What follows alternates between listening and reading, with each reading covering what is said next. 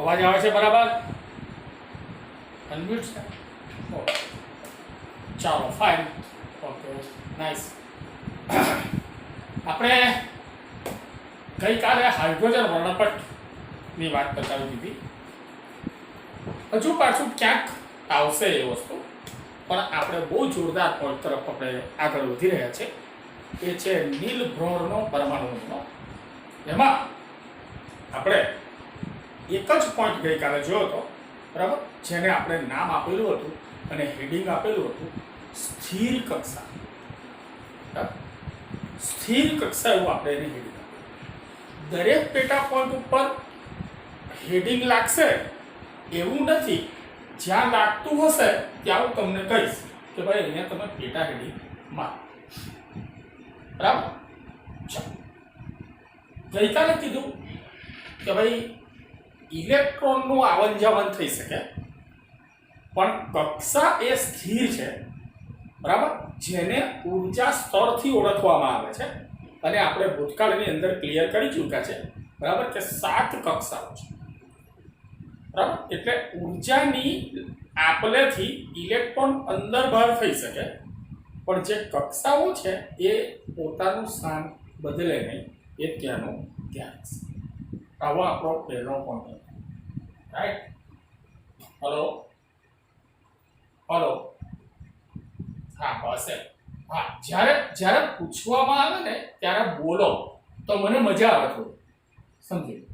કારણ કે આપણું આ એક માર્ગી કામ છે, એટલે મને સામેથી રિપ્લાય મળે ને તો મને મજા આવે. આ સમજી. બરાબર? નહીં તો પેલું એકલા બકવાસ કરતા હોય ને એવું લાગ્યા કરે. એટલે હું જ્યારે કંઈ પૂછું તો તમારે સામે જરૂરી વાત કરવાની ખાલી. ચાલો, પોઈન્ટ નંબર 2, બીજો પોઈન્ટ આ છે. એનું કોઈ પેટા હેડિંગ આપણે નથી આપતા. કક્ષામાં ઇલેક્ટ્રોનની ઉર્જા સમય સાથે બદલાતી નથી. જો તમારો ઇલેક્ટ્રોન મૂવ કરે છે, માનો કે આ પહેલી કક્ષા છે ને એમાં ઇલેક્ટ્રોન ફર્યા રાખે છે. ફરીથી નીલ બ્રોરનું કામ, બરાબર સાંભળજો, હાઇડ્રોજન પરમાણુ માટે છે. એટલે અત્યારે હાઇડ્રોજન સિવાય બીજા કોઈ વિશે કશું વિચારવું નહીં. બરાબર? ફક્ત હાઇડ્રોજન. બરાબર? બીજા માટે નહીં વિચારવાનું. અત્યારે કે સમય સાથે આ ઇલેક્ટ્રોન ફર્યા રાખે છે. બે પ્રકારના ભ્રમણ આવે. આ કક્ષીય ભ્રમણ ને પોતાની ધરી પર પણ ફરવું, બરાબર, આ રીતે. એને અક્ષીય, કક્ષીય અને અક્ષીય બે પ્રકારના. કક્ષીય એટલે કક્ષામાં ગોળ ફરવું, અને અક્ષીય એટલે પોતાની ધરી પર. બરાબર? ચાલો, તો આ પ્રમાણે બે પ્રકારના ભ્રમણ એ ધરાવે. અને કઈ સમય બદલાવાથી આ ઇલેક્ટ્રોન કક્ષા છોડીને આજુબાજુ જાય એવું ના. એ ફક્ત ઉર્જાના વ્યવહારથી. બરાબર? એ ફક્ત ને ફક્ત ઉર્જાના વ્યવહારથી જ થાય. આપમેળે ઇલેક્ટ્રોન બહાર જાય કે અંદર આવે કે આ વસ્તુ પોસિબલ નથી. બરાબર? ચાલો, પરંતુ જ્યારે ઇલેક્ટ્રોન નીચલી સ્થિર કક્ષામાંથી ઉપલી સ્થિર કક્ષામાં જાય ત્યારે ઉર્જાનું અવશોષણ કરે. વાત બરાબર છે. તો ભાઈ આ બીજી કક્ષા, ખાલી તો બધી કક્ષાઓ છે. આ ઇલેક્ટ્રોન જો અહીંયા જાય, બરાબર, તો ઉર્જાનું અવશોષણ કરે, શોષે, અને ઊંચી ઉર્જા અવસ્થામાંથી નીચી ઉર્જા અવસ્થામાં આવે ત્યારે ઉર્જાનું ઉત્સર્જન કરે. બરાબર? આ અહીંયાથી અહીંયા જાય ત્યારે અવશોષણ કરે, અને અહીંથી પાછો અહીંયા આવે ત્યારે ઉત્સર્જન કરે. બરાબર? અને ઉર્જાનો ફેરફાર સતતપણે થતો નથી. બરાબર? કે ભાઈ આ વસ્તુ સતત બન્યા કરે એવું ના હોય. બરાબર? તમે ઉર્જાનો ફેરફાર કરો ત્યારે થાય, ન કરો ત્યારે પાછું હતું તેમનું તેમ. બરાબર? ન કરો ત્યારે પાછું હતું તેમનું. આ નીલ બ્રોરનો પોઈન્ટ નંબર 2 છે. આજે આપણે બધા પોઈન્ટ પતાવી નહીં શકીએ. નીલ બ્રોરમાં ઉતાવળ ન કરવી, કારણ કે આ એક જ વ્યવસ્થા એવી છે કે જે આપણને પૂરી રીતે આપવામાં આવેલી છે. બરાબર ને? સમય આપણાથી 35 મિનિટની આસપાસ લેવાય છે, અને બહુ વધારે લેવાની જરૂર પણ નથી. આ તમને હું ગેરંટી આપું છું, તમે કલાક બેસો તો થાકી જવાય, મજા ના આવે, સાયન્સ બગડે, બરાબર, બધું બગડે. આ નહીં ચાલે, બરાબર. એટલે આપણે જે 35 મિનિટનો ગાળો છે એ આપણો બેસ્ટ છે. અને હું સામે વિડીયો મૂકું છું, તમે વિડીયોનો પણ અભ્યાસ કરો મહેરબાની કરીને, કમસે કમ. બરાબર, ચાલો આગળ વધીએ. ત્રીજો પોઈન્ટ નંબર 2 અહીંયા પૂર્ણ થાય છે. હવે ત્રીજો, બરાબર, વધીએ આગળ. પોઈન્ટ નંબર 3, એને આપણે હેડિંગ આપીશું. તમે એને હેડિંગ આપી શકો છો, ઇલેક્ટ્રોનના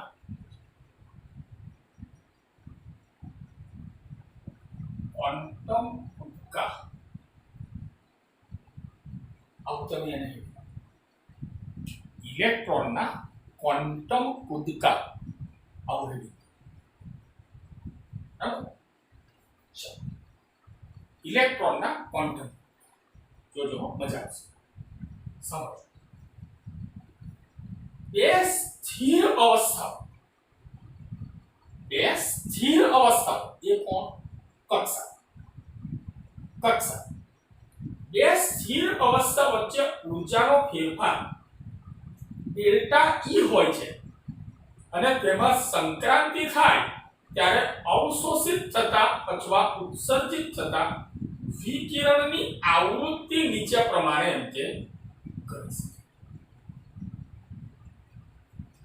ફરી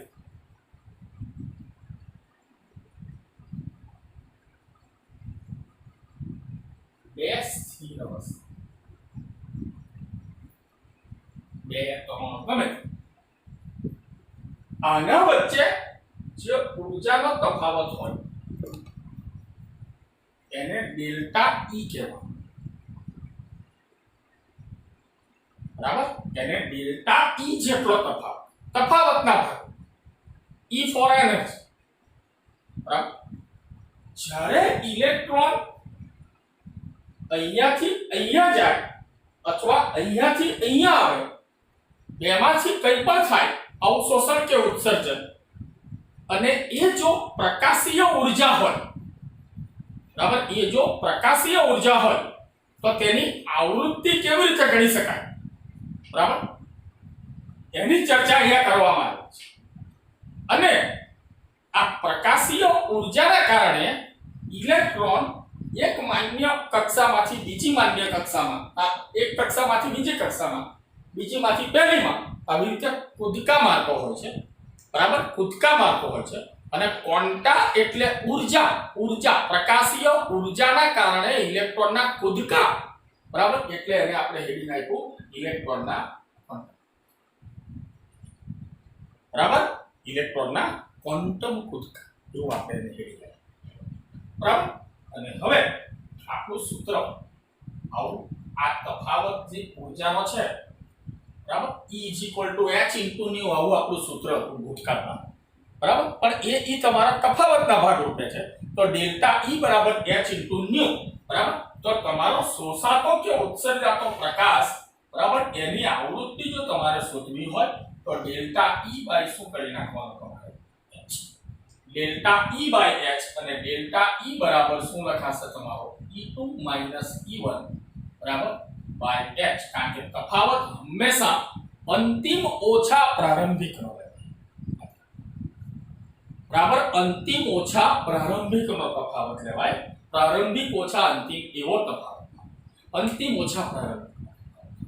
માનો કે તમારો પહેલામાંથી બીજામાં જાય છે, બરાબર, તો તમારી અંતિમ ઊર્જા અવસ્થા 2 અને પ્રારંભિક ઊર્જા અવસ્થા 1, બરાબર, તો 2 - 1/1 છે. બરાબર, તો જવાબ તમારો ધન આવશે. બરાબર, એ તો સ્વાભાવિક છે કે આવૃત્તિનો જવાબ તો ધન. અને આ 2 માંથી 1 આવે તો તમારી પ્રારંભિક 2 અને અંતિમ 1, તો તમારો જવાબ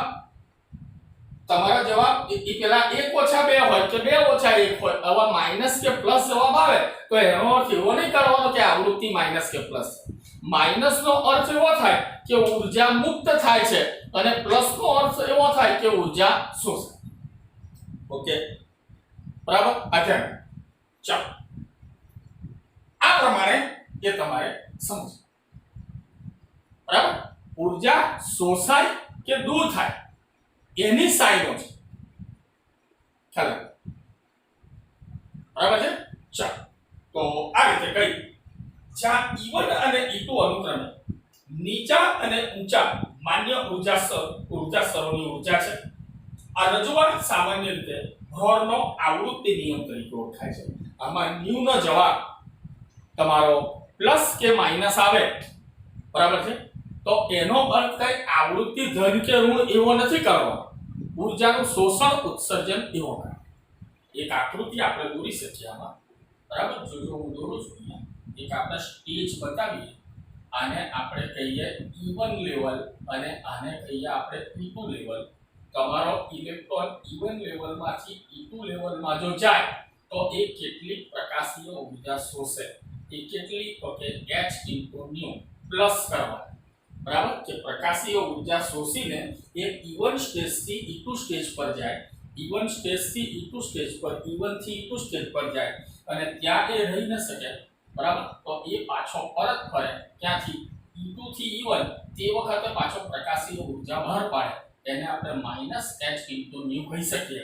અને આ જે ગેપ પડે છે, બરાબર, આ ગેપને તમે કહી શકો ડેલ્ટા E, બરાબર.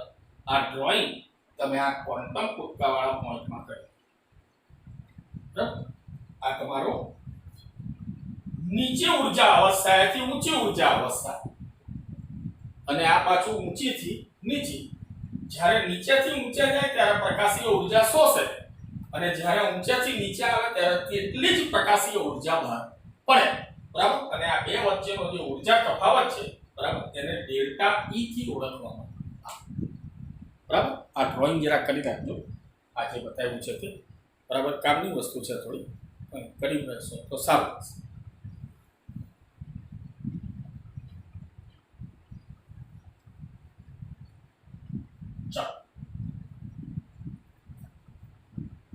તો ત્રીજા પોઈન્ટનું હેડિંગ છે, હલો હલો, હા, શું છે ત્રીજા પોઈન્ટનું હેડિંગ? શું છે? ઇલેક્ટ્રોનના ફાય, બરાબર. ચાલો, કોણ ભાઈ, એક મિનિટ જરા વાત સાંભળો મારી. સાક્ષી પરમાર જોડાયા છે? હલો હલો, પરમાર સાક્ષી જોડાયા છે અત્યારે? હલો, ચાલો ચાલો, તો આ સાથે હા બોલો. હલો, બોલો. કઈ ડ્રોઈંગ ઓકે. હવે આમાં આપણે શું કહ્યું, આ E1 જે છે ને એ ઉર્જા સ્તર નંબર 1 એટલે કેન્દ્રની નજીકની કક્ષાએ, અને E2 એટલે એનાથી દૂરની કક્ષા. એટલે આને જો હું E1 કહું ને તો આને હું E2 કહું, એમ ખ્યાલ આવ્યો વાતમાં. અને ઇલેક્ટ્રોન આ જ વસ્તુ છે, કઈ જ નવાજુ નથી. આ ઇલેક્ટ્રોન પ્રકાશીય ઉર્જા કેટલીક શોષે, h * nu, એમ ખ્યાલ આવ્યો વાતમાં. પ્રકાશી આ એક ઉર્જા છે ને, E = h * nu. એ શું છે? આપણે આગળ વાત કરીશું કેલા છે મેક્સ પ્લાન્કના કેસમાં, બરાબર. કે પ્રકાશીય ઉર્જા એ સમક્ષિત તરંગ લંબાઈ વાળી શોષે, બરાબર. તો એ અંદરથી બહાર જાય, એમ. મેં ખાલી આને જરા E1 E2 આ રીતે સ્ટેજ રજૂ કર્યા છે, બીજું કંઈ નહીં. અને એ ત્યાં રહીને તો પરત ફરે ત્યારે સમથિંગ પ્રકાશીય ઉર્જા તરંગ લંબાઈ લેમડા વાળી ગુમાવે, એને હું -h nu કહું, બહાર પડેલી ઉર્જા. અને આ +h nu એટલે શોષાયેલી ઉર્જા. અને આ બે ઉર્જા સ્તર વચ્ચેનો તફાવત છે, એને શું કહેવાનું છે? ડેલ્ટા E, બરાબર. એને શું કહેવાનું? Delta E. માટે ડેલ્ટા E બરાબર h * nu, બરાબર. આવું તમે કહી શકો, બરાબર છે વાત? હલો ભાઈ, જેનો પ્રશ્ન હતો એ ભાઈ જરાક વાત કરજો, બરાબર છે? ઓકે, ચાલો. તો આ સાથે આપણે ત્રીજો પોઈન્ટ પૂરો કરીએ છીએ અને હવે આપણે ચોથા પોઈન્ટ તરફ નીલ બ્રોરના પરમાણુ નમૂનાનો ચોથો પોઈન્ટ. બરાબર.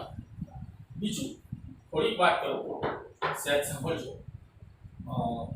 અમુક નીલ બ્રોરના કેસમાં થોડીક આપણી મજબૂરીઓ એવી રહેશે કે અમુક સૂત્ર છે ને એને સીધા સ્વીકારવા પડશે. બરાબર, એને સીધા સ્વીકારવા પડશે. એનું કારણ એવું છે કે એ સૂત્રની સાબિતીઓ 3 થી 3.5 પાન લાંબી છે. બરાબર. હવે એક સામાન્ય સૂત્ર માટે આપણે એ મજૂરી કરીએ, બરાબર, તો એ થોડું ગેરવ્યાજબી ગણાય. બરાબર, એટલે થોડુંક આપણે અમુક વસ્તુ સ્વીકારવી પડે. બરાબર, થોડુંક તમારે આખો સ્વીકારી લેવો પડતો હોય એવો સબ્જેક્ટ પણ તમે ભણતા હશો, ફિઝિક્સ. એ હજુ વાર છે, હમણાં કદાચ તમને એવું લાગતું હશે કે ઇટ્સ ઓલ રાઈટ. બરાબર, બાકી ખાસી મુશ્કેલી એની અંદર ઊભી થાય. બરાબર, આ ક્યાંથી આવ્યું તો કે ખબર નહીં, આવું આવે, બસ ધેટ્સ ઓલ. બરાબર, એવું થાય, થશે. અને એ જ રીતે હોય, એમાં કોઈનો વાંક જ નથી. બરાબર, એમાં કોઈનો વાંક જ નથી, ભણનાર ભણાવનાર કોઈનો વાંક. ચાલો, ચોથો પોઈન્ટ છે, એને આપણે હેડિંગ આપીશું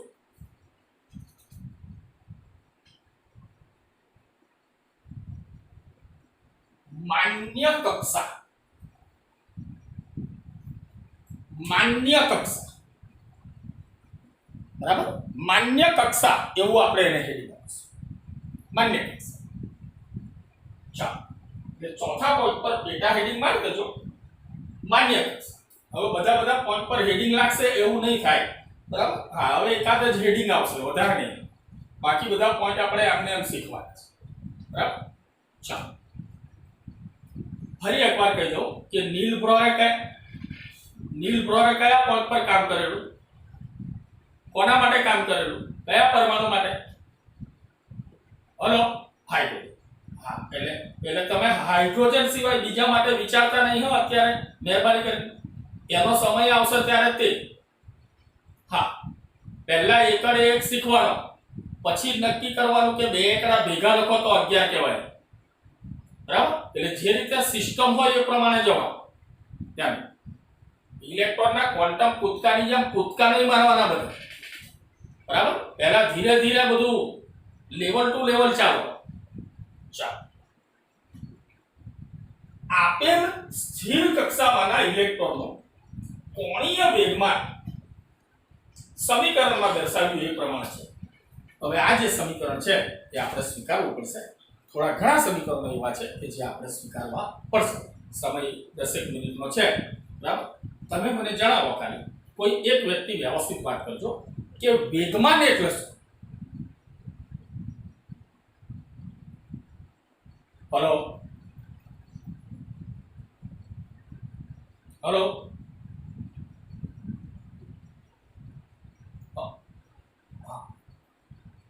યાર નથી સંભળાતું બરાબર. હલો, હલો, વેગમાં થતો, અરે તમે ભૂતકાળમાં આવું શીખ્યા હશે, સાંભળો. હા, એ છોડો, તમે હું કહું છું સાહેબ, વેગમાન કોને કહેવાય આ વસ્તુ તમે સાંભળો. પહેલા આવું તમે શીખ્યા હશે કે P બરાબર m * v, દ્રવ્યમાન ગુણ્યા વેગ, એને શું કહેવામાં આવે? વેગમાન. હલો, હલો, હા, બરાબર છે. હા, બરાબર. હા, હવે અહીંયા શબ્દ છે આપણો કોણીય વેગમાન. અહીંયા શબ્દ છે આપણો કોણીય વેગમાન. હવે કોણીય વેગમાન આ શબ્દ ક્યારે લાગુ પડે, એનો અર્થ શું થાય? બરાબર, આખી ડિટેલ હું તમને આજે આપું છું. અને કદાચ એવું પણ બને કે આ પોઈન્ટની અંદર આપણો સમય ચાલ્યો જાય આજે. બરાબર, અને જો કદાચ સમય રહેશે તો થોડીક વાત આપણે આગળ કરીશું એકાદ પોઈન્ટની. બાકી સમય નીકળી જશે મને એવું લાગે છે. હવે જ્યારે કોઈ કણ આપણે વારંવાર આ આકૃતિની જરૂર પડશે. જ્યારે કોઈ કણ કે કોઈ પદાર્થ કોઈ કેન્દ્રને અનુલક્ષીને ચાક ગતિ કરતો હોય, કોઈ કેન્દ્રને અનુલક્ષીને ચાક ગતિ કરતો હોય ત્યારે એના વેગમાનને કોણીય વેગમાન કહેવાય. ચાક ગતિ કરતો હોય બરાબર, ત્યારે એના વેગમાનને કોણીય વેગમાન કહેવાય. અને વેગમાન એ m ગુણ્યા v છે, પણ કોણીય વેગમાનની અંદર એક બીજો ફેક્ટર ઉમેરવાનો હોય છે અને એ ફેક્ટર છે તેનું કેન્દ્રથી અંતર, જેને આપણે કહીશું ત્રિજ્યા r. બરાબર, કેન્દ્રથી અંતર બરાબર, એને આપણે અત્યારે કહીશું ત્રિજ્યા r. બરાબર, તો મને કહો છો કે કોણીય વેગમાન એટલે શું? હલો હલો, અવાજ નથી કોઈ? હલો, કોણીય વેગમાન એટલે શું? વેગમાન એટલે શું? m ગુણ્યા v બરાબર, અને કોણીય વેગમાનમાં વધારાનો એક ફેક્ટર ગુણવાનો r, એટલે m ગુણ્યા v ગુણ્યા r એ શું તમારું કયું વેગમાન કહેવાય? હલો, એક કોણીય વેગમાન કહેવાય. બરાબર, તો જ્યારે ઇલેક્ટ્રોનનું કોણીય વેગમાન શોધવાનું, સમજો તો કે કોણીય વેગમાન બરાબર m ઓફ e, હું સ્મોલ e લખું છું, માસ of electron, mass of electron m ગુણ્યા v ગુણ્યા r બરાબર, આ શું તમારું કોણીય વેગમાન. m e કેમ લખ્યો નીચે ખબર પડે છે ને? હલો, માસ ઓફ ઇલેક્ટ્રોન, ઇલેક્ટ્રોનનું દળ ગુણ્યા વેગ ગુણ્યા r બરાબર, એની સરખામણી કરવાની છે તમારે h/2π સાથે. ઉતાવળ ખોટી ના કરતા, h/2π સાથે એને સરખાવો. બરાબર, h/2π સાથે. બરાબર, હવે આવું કેમ? આ જ વસ્તુ આપણા સિલેબસમાં છે નહીં. બરાબર, એની વાતો બધી ઘણી લાંબી હોય છે. બરાબર, હવે 3-3.5 પાન લાંબી વાતો આપણે કરવી બરાબર, એ કઈ વ્યાજબી ના કહેવાય આવા નાના પોઈન્ટ માટે. બરાબર, ચાલો હવે જરાક મને જણાવો, જોજો હો, મજા આવશે, ધ્યાન રાખજો. આ બાજુ બરાબર એક્યુરેટ રહેજો, બરાબર ધ્યાન આપજો. નીલ બ્રોરના પરમાણુ નમૂનાને 2 દિવસ લાગશે તો 2 દિવસ બરાબર, બાકી હું છટકવા નહીં દઉં આ વાતને. આ તમને કહી, આ બાજુ ધ્યાન. h અચળ છે. કયો અચળાંક છે? હલો હલો, h નહીં, નામ આપો, નામ. પ્લાન્ક અચળાંક બરાબર, જેની કિંમત નક્કી છે 6.626 ગુણ્યા 10⁻34 જૂલ ઇન્ટુ સેકન્ડ. જે નક્કી છે આવા અચળાંકોની કિંમત મગજમાં સજ્જડ રીતે બેસાડી દેવાની. પેપરમાં અચળાંકોની કિંમત આપવામાં આવે ને એ બધી અપેક્ષા નહીં રાખવાની બહુ. બરાબર, મારા ટેસ્ટનું કોઈ પણ પેપર હશે તો એમાં તમને અચળાંકની કિંમતો, પરમાણુ ભાર, અણુ ભાર આ બધું નહીં મળે. હા, એ બધું તૈયાર જ રાખવાનું આપણે. બરાબર, તો h અચળ છે, 2 આંકડો અચળ છે, પાઈની કિંમત 3.14 અચળ છે. માટે આ બાજુનો જે કંઈ જવાબ અત્યારે જણાય છે બરાબર, એ મને અચળ આંકડો જણાય છે. h અચળ, 2 અચળ, પાઈ અચળ.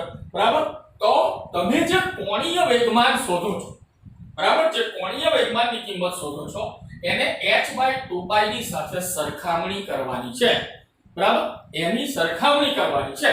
હવે આનો જવાબ કેરફુલ આગળ નહીં વધવું, ધ્યાન રાખજો, આગળ નહીં વધાય તો નહીં વધવું. આનો જવાબ h/2π જેટલો જ આવે તો તમારો ઇલેક્ટ્રોન હાલમાં પહેલી કક્ષામાં ભ્રમણ કરે છે એવું તમે કહી શકો. બરાબર, પહેલી કક્ષામાં ભ્રમણ કરે છે એવું તમે કહી શકો. કોનો જવાબ? કોણીય વેગમાનનો જવાબ જો h/2π ને બરાબર આવે તો તમારો ઇલેક્ટ્રોન પહેલી કક્ષામાં ભ્રમણ કરે છે એવું તમે કહી શકો. જો તમારો ઇલેક્ટ્રોન બીજી કક્ષામાં ભ્રમણ કરતો હોય, પહેલામાંથી થોડી ઊર્જા મેળવીને એ બીજી કક્ષામાં ગયો હોય તો તમારા કોણીય વેગમાનનો જવાબ h/2π કરતા કેટલા ગણો આવે? 2 ગણો આવે. h/2π કરતા 2 ગણો આવે તો મારે આને જો સરખા કરવા હોય તો આના ગુણ્યા કેટલા કરવા પડે મારે 2 કરવા. ખ્યાલ આવ્યો વાતમાં? બરાબર. હવે આ કોણીય વેગમાનનો જવાબ જો h/2π કરતા 3 ગણો આવે તો તમારો ઇલેક્ટ્રોન કઈ કક્ષામાં હોવો જોઈએ? ત્રીજી કક્ષામાં હોવો જોઈએ. હા, બસ કમ્પ્લીટ, વેરી ગુડ, જોરદાર. બરાબર. તો મારે અહીંયા લખી દેવું જોઈએ સ્મોલ n, બરાબર, અંશમાં. અને સ્મોલ n એટલે શું બોલો છો? કક્ષા. સ્મોલ n એટલે શું? કક્ષા. જો મારે આના બરાબર આ રાખવું હોય તો MBR નો જવાબ h/2π જેટલો જ હોય તો n બરાબર 1 ગણાય. એટલે ઇલેક્ટ્રોન પ્રથમ કક્ષા છે, એની માન્ય કક્ષા કઈ કહેવાય?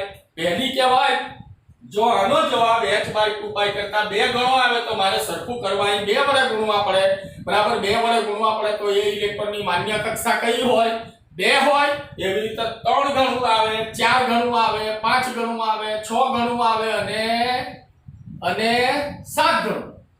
બરાબર. એનાથી આગળ આ વસ્તુ થઈ શકે નહીં. બરાબર. ઓકે. હવે તમે મને કહો કે માન્ય કક્ષા કઈ છે એ નક્કી કરવા શું કરવાનું?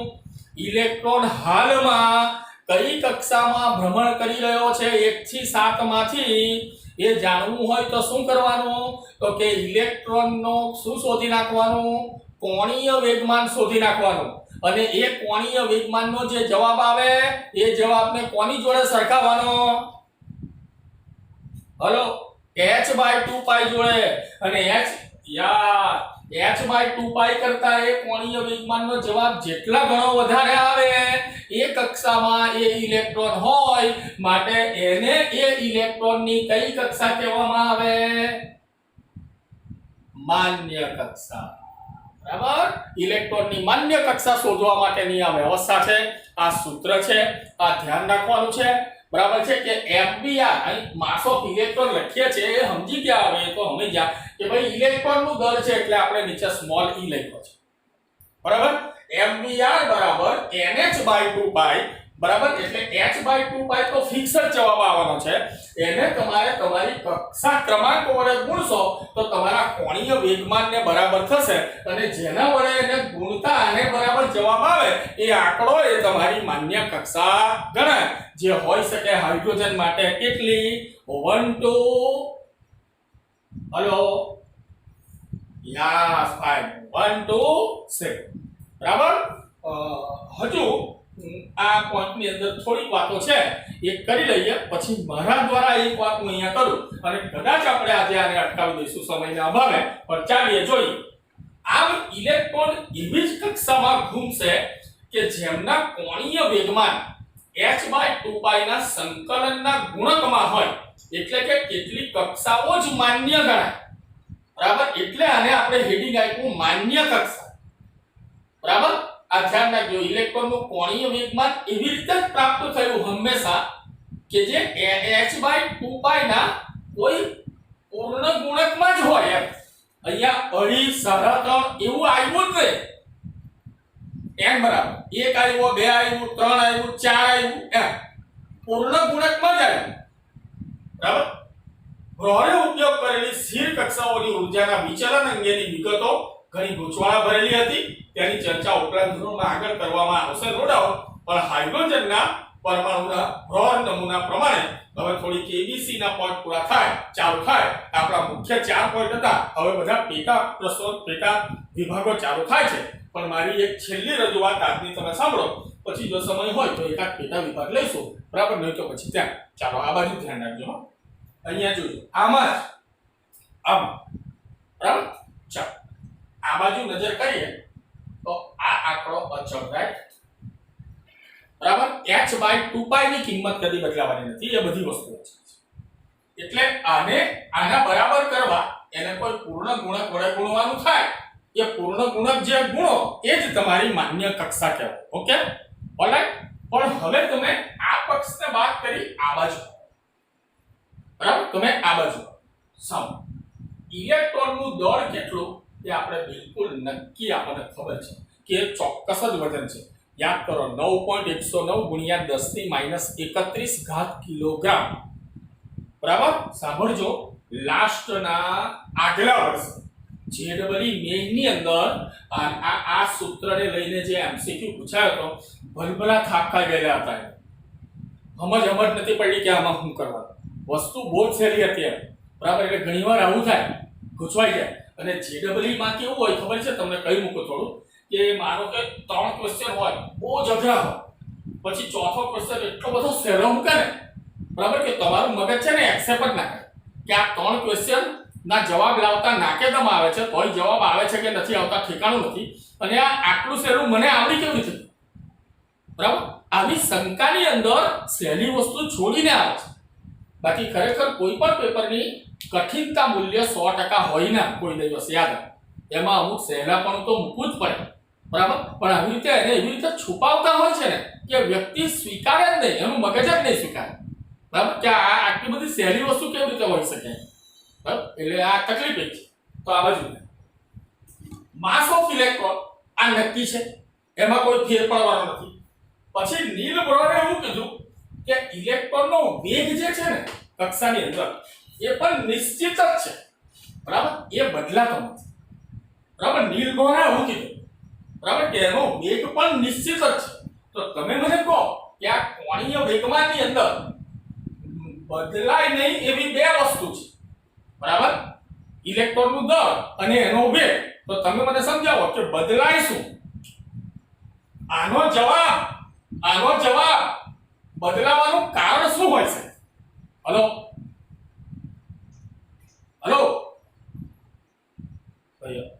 યસ. બરાબર. નથી આ બદલાય તેમ, તો હા, m ગુણ્યા v ગુણ્યા r નો જવાબ બદલાવા પાછળનું કારણ છે ત્રિજ્યા. બરાબર. કે આ પહેલી કક્ષામાં હોય તો r આટલો, પણ બીજી કક્ષામાં ઇલેક્ટ્રોન ફરતો હોય ત્યારે એનો r બદલાય, ત્યારે ત્રીજી કક્ષામાં ઓર r બદલાય. બરાબર. તો તમે એક સિમ્પલ વસ્તુ સમજી શકો છો કે ઇલેક્ટ્રોન પહેલી કક્ષાની જગ્યાએ બીજી કક્ષામાં હોય તો કોણીય વેગમાનનો જવાબ વધારે આવે, ત્રીજી કક્ષામાં હોય તો ઓર વધારે આવે. કોના લીધે? due to only r, કારણ કે m અને v એ બદલાવાના નથી. બરાબર. યસ. બરાબર. એટલે આ ત્રિજ્યા બદલાયા કરે અને બદલાય કરીને વધે. જો 1 થી 7 તરફ જાઓ તો ત્રિજ્યા જો વધ્યા કરે તો તમારા કોણીય વેગમાનનો જવાબ તમારો વળી જાય. અને કોણીય વેગમાનનો જવાબ વધે તો h/2π સાથે સરખામણી માટે એને ચોક્કસ આંકડા વડે ગુણવું પડે.